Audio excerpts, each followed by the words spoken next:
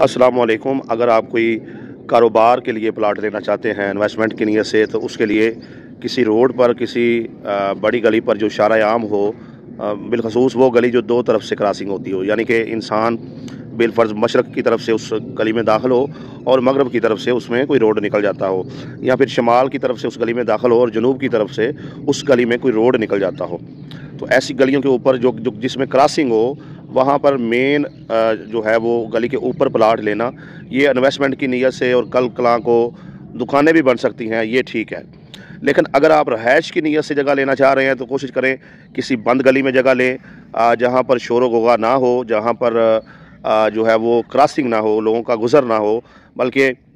आप और चंद दीगर जो हैं घर उस गली में हों, और बाहर आप उस गली के जहाँ से वो आगाज़ होता है गेट वगैरह लगा सकते हैं। उस गली में किसी गैर बंदे का आना जाना नहीं होगा और आपको उस गली में रहते हुए सुकून भी होगा। जब मेन रोड पे घर होते हैं, मेन गलियों में घर होते हैं, तो वहाँ पर सारा दिन जब गाड़ियाँ, मोटरसाइकिलें, कारें और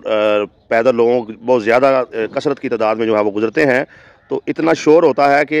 इंसान जो है वो ज़हनी मरीज़ बन जाता है। इसको मैं आपको इस तरीके से बताऊंगा कि जिन लोगों के घर मेन रोड पे है, जहाँ पर सारा दिन शोर रहता है, वो एक दिन के लिए किसी ऐसे घर में जाकर रहकर देखें जो बंद गली में हो, जहाँ पर शोर ना हो, तो वो अपने आप को मुकम्मल तब्दील महसूस करेंगे। वो कहेंगे कि जैसे हम किसी नई दुनिया में आ गए हैं। तो लिहाजा बेहतर यही है कि आप कोशिश किया करें कि अगर सुकून की नीयत से घर बनाना है कि रहायश के लिए, तो किसी बंद गली में जगह लें, और अगर इन्वेस्टमेंट की नीयत से कि आपकी जगह कल को ज़्यादा महंगी हो जाए और आप वहाँ पर दुकानें वगैरह बना लें, तो फिर आप मेन रोड पे घर बना लें।